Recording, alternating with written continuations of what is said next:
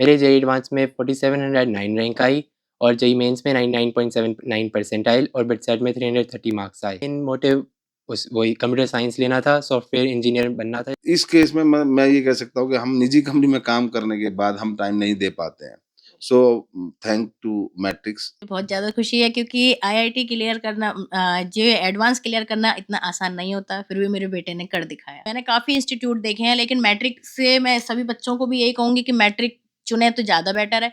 नमस्कार, आप देख रहे हैं रेवाड़ी अपडेट। लगातार हम आपको सक्सेस स्टोरीज दिखा रहे हैं और आज एक कामयाबी की कहानी दिखाने के लिए हम पहुंचे हैं आदित्य वर्मा के घर, जो रेवाड़ी की जो धारड़ा औद्योगिक क्षेत्र है, वहाँ एक सोसाइटी में रहते हैं। उनकी फैमिली हमारे साथ में है और उनसे जानेंगे कि किस तरह से तैयारी की, कहाँ से तैयारी की और कैसे ये अचीवमेंट आदित्य ने हासिल की। सबसे पहले आदित्य, मुबारक हो आपको। Thank you sir. एक इंट्रो दीजिए आपका, ताकि दूसरे बच्चे समझ पाए कि किस तरह से तैयारी की और कहाँ का आदित्य रहने वाला है और क्या स्कोर आया। मेरा नाम आदित्य वर्मा है। मैं धारूड़ा रेवाड़ी में रहता हूँ। मैंने मैट्रिक सीकर से कोचिंग करी। मेरे जेईई एडवांस में 4709 रैंक आई और जेईई मेंस में 99.79 परसेंटाइल और बिटसेट में 330 मार्क्स आए। किस तरह से तैयारी की आपने? मैं वहाँ पे कोचिंग में जाता था और जैसे वहाँ पे टीचर्स बहुत सपोर्टिव थे। मेरा एनवायरनमेंट में आस-पास सारे बच्चे पढ़ते थे। मेरी क्लास में लगभग सारे बच्चों का ही हो गया है जेईई एडवांस में सिलेक्शन। वो सारे बहुत अच्छे थे और टीचर्स ने भी बहुत सपोर्ट करा। ओवरऑल परफॉर्मेंस की बात करें तो कैसा रहा, और जेई के साथ साथ में क्या कुछ और भी सोचा था, किसी और तरह के एग्जाम की तैयारी भी आप कर रहे थे? हाँ, मैं बिटसेट की भी तैयारी कर रहा था और उसमें भी बहुत अच्छा रिज़ल्ट आया, 330 मार्क्स आए और उसमें भी कंप्यूटर साइंस मिल जाएगी। मेरा मेन मोटिव उस वही कंप्यूटर साइंस लेना था, सॉफ्टवेयर इंजीनियर बनना था। जैसे वो बहुत बढ़ रहा है सॉफ्टवेयर इंजीनियरिंग, मेरा उसी में ही प्लान है। अच्छा, आपको लगा कि एक अच्छा कैरियर है सॉफ्टवेयर इंजीनियर के हाँ, तौर पे, तो आपने ये फील्ड चुना। हाँ। तो वहाँ का जब मैट्रिक्स की बात करें, क्योंकि रिजल्ट मायने रखता है, पिछला रिजल्ट आपने देखा होगा और अभी परफॉर्मेंस इस बार रिजल्ट आया तो कैसा रहा? इस बार पिछले साल से भी बहुत अच्छा रिज़ल्ट आया है। पिछले बार कुछ 270 से भी ज़्यादा लोगों का आया था जेईई मेंस में, 99 परसेंटाइल से ज़्यादा और इस साल 350 लोगों का आया है। बहुत ज़्यादा अच्छा हुआ है और तो ऐसे ही पढ़ रहा था। आदित्य के फादर एक निजी कंपनी में, सर कैसे सपोर्ट किया? क्योंकि काफ़ी जब एक प्राइवेट कंपनी में काम करते हैं तो बच्चों को टाइम कम दे पाते हैं। पहले तो मैं धन्यवाद करूँगा आदित्य को। इवन हम बहुत खुश हैं इसकी परफॉर्मेंस से। हुँ। एंड जो मैं बात करता हूँ कि सपोर्टिव की, सो मैट्रिक्स में जाने के बाद इतना हमें सपोर्ट करने की ज़रूरत पड़ी नहीं, क्योंकि इनकी परफॉर्मेंस वगैरह जो रिज़ल्ट आते थे वो हमें अपडेट रहते थे। Even in time, out time उनका ऐप थे, ऐप के थ्रू हम मॉनिटर करते थे कि बच्चा कब जा रहा है, कब आ रहा है। इवन जैसे इंस्टांस में एक बताऊँ, आदित्य बीमार भी हो गया था। During that time we got the call कि आपका बच्चा आया नहीं है। एंड सडनली हमने चेक किया तो he was not feeling well.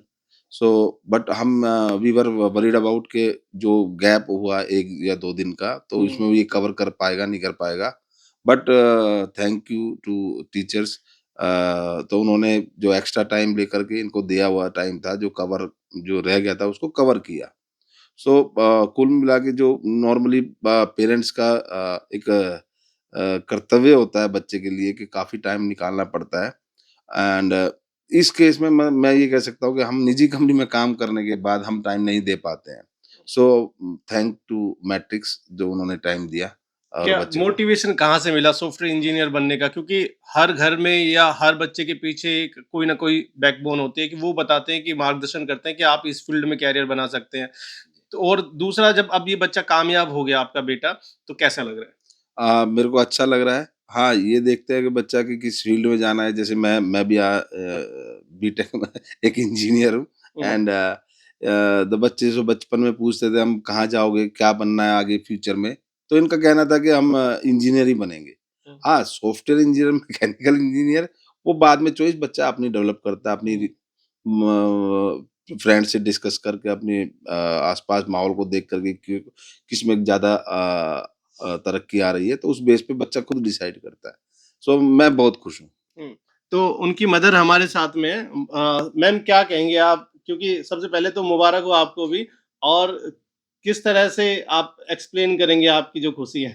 Thank you sir. मुझे बहुत ज़्यादा खुशी है क्योंकि आईआईटी क्लियर करना जेईई एडवांस क्लियर करना इतना आसान नहीं होता, फिर भी मेरे बेटे ने कर दिखाया। सबसे ज़्यादा मुझे खुशी इसी बात की है। घर से और दूर रहा बेटा। हाँ, घर से दूर रहा वो मेरे लिए आसान नहीं था, लेकिन बहुत मुश्किल से मैंने इसको भेजा। हुँ। तो कैसे आप जैसे मैट्रिक सी क्यों चुना आपने?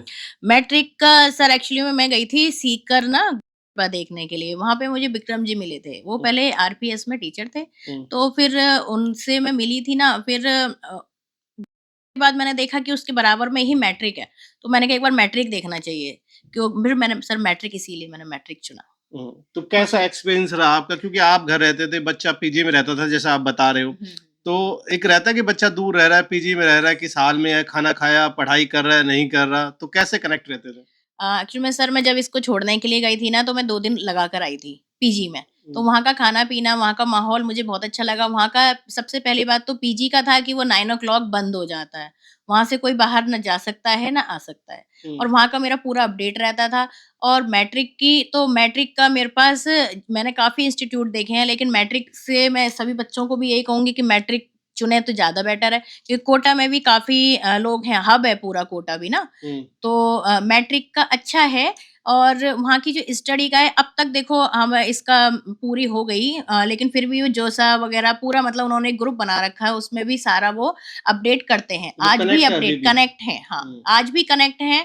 और अगर ये आईआईटी में भी जाता है ना, उसके बाद भी वो कनेक्ट रहेंगे। आदित्य आप बताइए कि अभी पढ़ाई की आपने वहाँ से लगभग 1-2 साल रहे हैं आप वहाँ पे? 1 साल रहा। 1 साल रहे हैं, तो आप कैसे आपने तैयारी की? क्या दिनचर्या रहती थी? पढ़ाई का स्ट्रक्चर कैसा रहता था? और क्या दूसरे कोचिंग सेंटर्स में भी आपने कभी डेमो क्लास ली या फिर आपने ट्राई किया? नहीं, दूसरे कोचिंग सेंटर्स में तो नहीं गया। वो मैं देखने गया था कैसे है वो, पर वो पसंद नहीं आए, मैट्रिक ज़्यादा अच्छा लगा। हुँ, और मेरे 7 से 2 क्लास रहती थी और मैं जल्दी उठ जाता था 4 बजे, 4 से 6 मैं पढ़ता था। फिर तैयार होके कोचिंग जाता था, फिर उसके बाद फिर आके उसके बाद 6 घंटे पढ़ता था कोचिंग से आके, जो होमवर्क के लिए सफिशिएंट था। उसके बाद अगर टाइम बचता है तो फिर मैं थोड़ा रिवीज़न करता था कि पिछला कोई बैकलॉग है तो वो भी देख लेता था। तो मैट्रिक्स क्या अलग लगा मैट्रिक्स के अंदर दूसरे कोचिंग सेंटर्स के मुकाबले? कि वो टीचर्स बहुत अच्छा है सपोर्ट करते थे, वो होमवर्क भी चेक करते थे एक-एक बच्चे का, हुँ, जबकि बहुत बच्चे हैं फिर भी वो एक-एक बच्चे का होमवर्क चेक करते थे। और वो जैसे अगर मैं बीमार भी हो गया था उसके बाद भी उन्होंने हेल्प करी थी। मेरा जो छूट गया था सिलेबस उसके बाद भी उन्होंने फिर अपने पर्सनली बुलाया किस फिर तरह हेल्प से करा। की? जैसे आपके फादर बता रहे हैं कि आदित्य 2-3 दिन के लिए बीमार हो गया था, तो काफ़ी एक बड़ा गैप हो जाता है, हुँ। पढ़ाई का दबाव जाता रहता है, अगर कुछ छूट गया तो उसको कवर अप करना काफ़ी मुश्किल रहता है। आपने कैसे किया और टीचर्स की क्या हेल्प रही उसमें? टीचर्स ने पर्सनली बुलाया और फिर उन्होंने बताया कि ये चीज़ करनी चाहिए, ये होमवर्क करना चाहिए और कि तुम्हारा कितना सिलेबस भी छूट गया है तो ये भी ये सब कर लेना चाहिए कि तुम कर लोगे। हुँ, उन्होंने मोटिवेट भी करा। तो आदित्य की छोटी बहन क्या कर रही है जी? आदित्य की छोटी बहन 11th में है, उसने भी पीसीएम ही लिया हुआ है। अच्छा, जी। मोटिवेशन मिला आदित्य से? हाँ, आदित्य से उसे बहुत मोटिवेशन मिला, तो उसका भी है कि हाँ, मैं इसमें इसी फ़ील्ड में जाऊँगी। ये कह सकते हैं हाँ, स्कूल से हम खुश पीटीएम है। में जाते थे, तो बुलाते थे। हम हुँ। इससे पिछले स्कूल में आरपीएस में भी रहे, तो हम वहाँ जाते थे। तो वहाँ भी परफ़ॉर्मेंस इसका अच्छा ही रहा है। आदित्य अभी बहुत सारे बच्चे हैं जो तैयारी कर रहे हैं जेईई एडवांस की। कई बच्चे ऐसे होते हैं क्वालीफाई नहीं हो पाते, कई मेंस ही क्लियर कर पाते हैं। तो ऐसे बच्चों के लिए क्या मैसेज देंगे? और साथ ही जो डीमोटिव हो जाते हैं बच्चे, तो ऐसे बच्चों को मोटिवेट करने के लिए संस्थान में क्या रहता था?